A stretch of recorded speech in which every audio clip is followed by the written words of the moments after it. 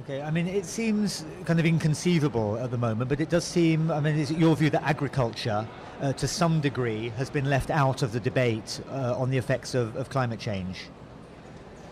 I would say not only some degree, but agriculture has been neglected entirely.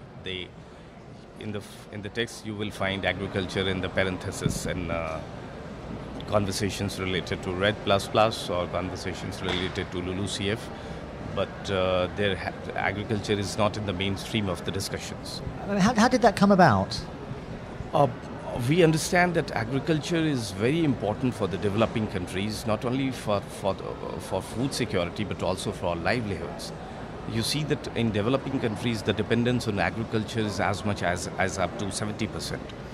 And you would be surprised to know that it is estimated that by the turn of the century, out of the 10 billion population of the world, 8 billion will be living in developing countries, and they need very sound agricultural practices and basis to have food. I mean, are you managing to push agriculture now onto the agenda here in Cancun and beyond? Exactly. Not much work has been done till date on agriculture, and it's disappointing to find that even developing countries not talking much about the agriculture and climate negotiations. I was there in the AWG KPA, AWG LCA meetings, but I did not hear anybody talk about agriculture. Agriculture, when you mainly talk about agriculture, is perceived as a major contributor to GHG emission, but at the same time, agriculture and forestry are the only two occupations which has the potential of not only containing current carbon emissions, but also reducing the stock of the carbon emission. So from the point of view of mitigation as well as adaptation, agriculture remains the key area. Could you tell me a little bit about the work that you're doing, that your organization is doing?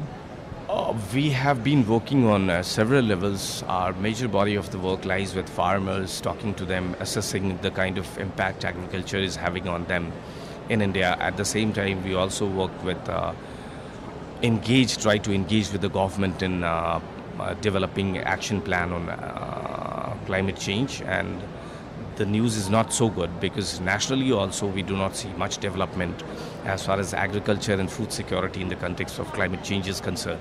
I mean, you're talking specifically about India, or are you talking further afield? Specifically about India, but that would, I would say, hold true for other developing countries also. I mean, there obviously... At least in South Asia. Okay, yeah. I mean, there are specific problems that India and challenges that India faces. But with your studies, what can you share from the studies you've done so far and what you've learned so far? Exactly. Are there things that you can teach, information you can pass on to other developing nations? Yeah, definitely. Whenever you talk about impacts of agriculture, impacts of climate change on agriculture, you will always see futuristic projections. Nobody talks about the impact that is already taking place and manifestations of impact of climate change in agriculture. We have been talking to the farmers and smallholders, marginal farmers and agriculture. Recently, we also had a National People's Tribunal on climate change, food security and agriculture, in which we had testimonies from so many different farmers belonging to different agroclimatic zones and different states, and all of them have been talking about continuous decrease in precipitation, continuous rise in temperature, continuously declining outputs from the agriculture. The farmers have been pauperized. Most of them are migrating to other states. So it's a very difficult situation. In India, you might be knowing that hundreds of thousands of people have committed suicide because you cannot attribute everything to climate change, but climate change has definitely aggravated the agrarian crisis that we are already having for so many years. Yeah, and talking, well, shall I pass to you? I can pass to you now. I mean, talking to scientists here, they say the solutions are available. There are many of the answers, but it's often the case of funding, that we need to have that funding and a greater will from the developed world. Is that the case in India? Is that the problems could be solved given the funding and the will? Yeah, definitely. If the developed countries support the difficulties of and identifies the difficulties of the small farmers, and the funding should be reached to the actual needy farmers associations, then some problem can be solved. Some of the state of India have taken some initiative, but I think that it is not sufficient.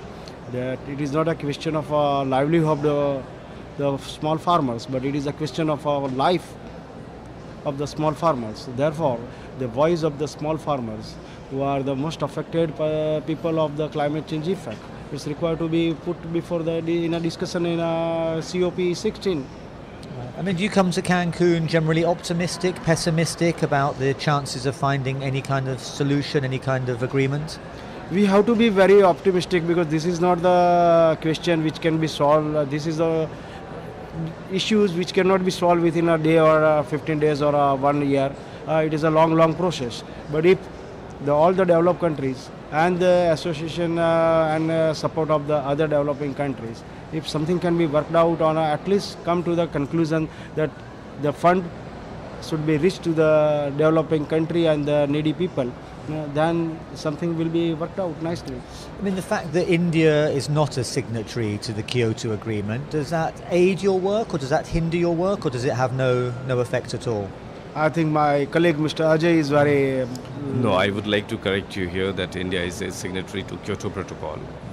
US is not a signatory. That is hindering the process of the negotiations, and since much of the finance and technology transfer is dependent on developed countries, US being the key developed countries, it has been able to hold the discussions to the ransom, I guess.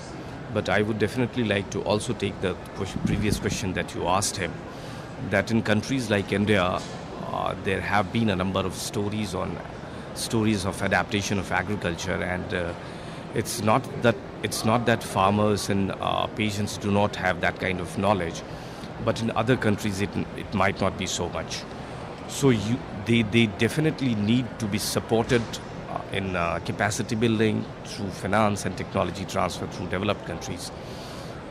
One thing that we must, that the process or the COP must recognize, is the common but differentiated responsibility and historic responsibility of developed countries. All of us know that there is a particular amount of carbon that one can put in the space, and by every ton of carbon you put in the space, there are going to be definite impacts. At least one impact in increase in temperature is for sure.